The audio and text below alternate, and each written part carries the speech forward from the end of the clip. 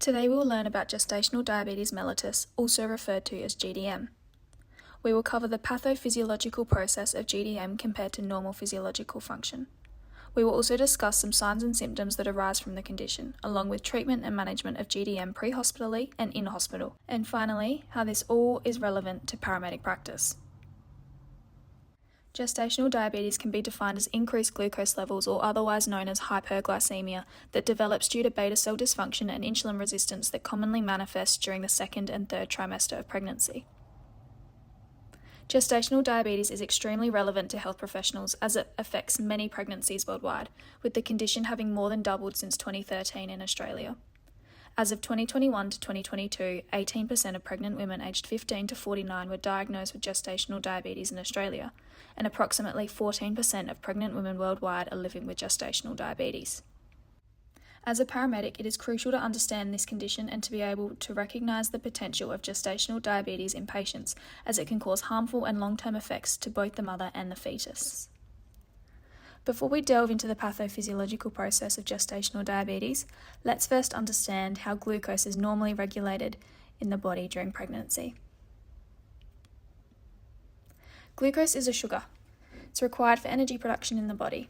We can increase our sugar levels by eating complex carbs that will be broken down into the body. Our pancreas is responsible for regulating our blood glucose levels. The pancreas involves a cluster of specialised cells called the islet of Langerhans. These specialised cells are alpha, beta, and delta cells. The alpha cells are responsible for releasing the hormone glucagon. Delta cells release somatostatin, and beta cells are responsible for releasing the hormone insulin. Insulin is a hormone responsible for reducing glucose in the blood by facilitating the uptake of glucose in cells. In addition to this, in pregnancy, the mother also has an additional organ called the placenta. This is responsible for delivering nutrients to the fetus and also removing waste such as carbon dioxide.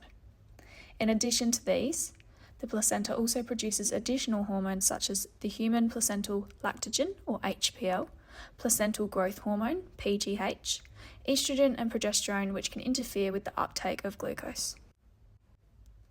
So when we have an increase in glucose levels present in the blood, the beta cells will detect this and will release insulin into the bloodstream.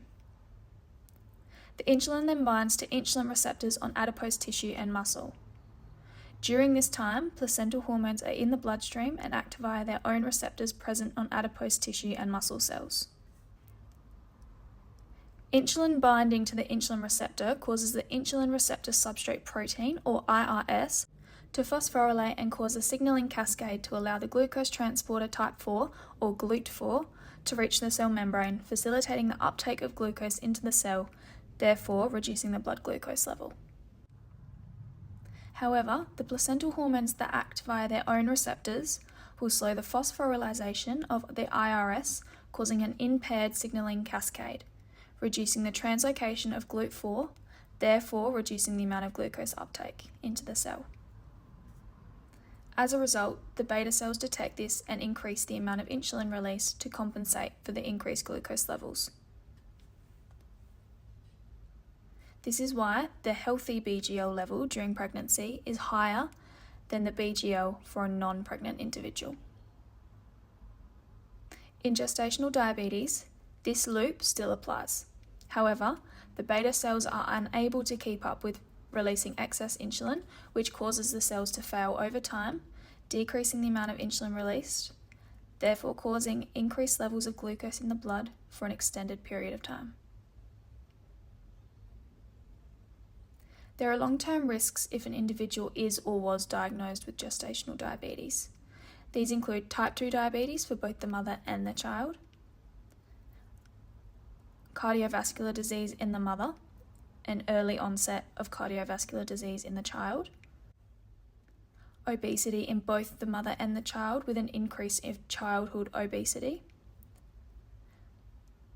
gestational diabetes in future pregnancies for the mother and the child, and possible metabolic disorders for the child. Considering this pathophysiological process, there are some key signs and symptoms that can help indicate what may be different to normal diabetes or pregnancy. Some signs and symptoms of these include polydipsia, or frequent thirst, polyuria, glucoseuria, excessive fetal growth, and rapid maternal weight gain. Polydipsia, polyuria, and glucoseuria can occur as the high BGL exceeds the renal threshold in the mother, which causes glucose to be filtered into the urine via osmotic diuresis, as glucose pulls water with it, which causes an increase in urine volume.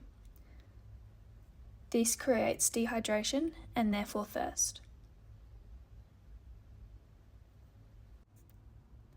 Excessive fetal growth occurs as there's an increase in blood glucose levels in the maternal bloodstream, and some of the glucose will travel into the placenta, into the fetus, and stored as fat. This then accumulates, which increases the growth of the fetus and therefore the weight. This will then increase the maternal weight. It's important to note that gestational diabetes can only be diagnosed in hospital. There is a test taken called the oral glucose tolerance test, also referred to as OGTT, that is taken by women during their 24 to 28 weeks of gestation.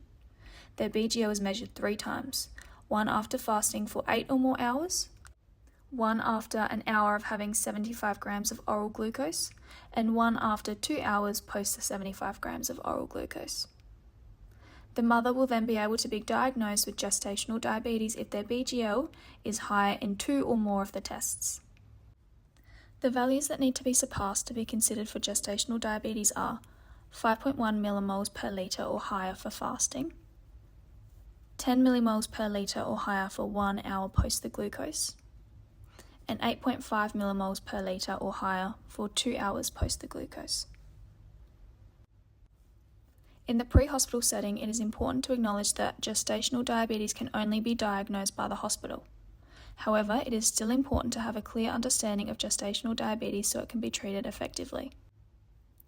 These patients may not know if they have gestational diabetes, so checking a BGL continuously and undertaking a thorough history and gathering of information will tremendously help to determine if it is a possibility. It is always important to look out for symptoms and treat them appropriately. If the patient is hyperglycemic, consider administering fluids and undertake cardiac monitoring to look out for signs of diabetic ketoacidosis or DKA. If the patient is hypoglycemic, consider oral glucose followed up with some complex carbs if available. If this is not possible, then intramuscular glucagon or intravenous glucose. It is also important to consider the risks not only for the mother but also for the fetus. After being diagnosed of gestational diabetes, it is important that they monitor or track their diet, reducing carbohydrates and sugars and participating in regular physical activity, as well as self-monitoring their blood glucose levels and ensuring they are educated in gestational diabetes and have a good understanding around the risks, importance of treatment, and compliance of possible medications and interventions such as insulin therapy. Gestational diabetes is more prevalent in individuals who have certain risk factors. These include being overweight or obese, advanced maternal age, ethnicity, physically inactive and living a sedentary lifestyle, having previously given birth to a large infant, has pre-diabetes, has had gestational diabetes in a past pregnancy, is diagnosed with polycystic ovary syndrome, otherwise known as PCOS, and has family history of diabetes. It is important to be tested for gestational diabetes as it can cause complications during pregnancy and postpartum for the mother and the infant. The mother is more likely to experience preeclampsia, high blood pressure during pregnancy, a caesarean section, or hypertensive disorders such as gestational and chronic hypertension. The infant may be born large, so maybe macrosomia, being larger than 4,000 grams, or maybe hypoglycemic, as there is a large increase of insulin being produced from the fetus in response to the maternal hyperglycemia. So, in summary, gestational diabetes is diagnosed during pregnancy where there is high levels of glucose present in the blood due to a lack of adequate compensation of the pancreas and slower IRS phosphorylation. It is a growing condition worldwide and is diagnosed via an OGTT. It is crucial to be aware of this condition as a paramedic to ensure appropriate treatment can be made in a timely manner and to understand the potential complications and recognise the key signs and symptoms so a more accurate preliminary diagnosis can be made.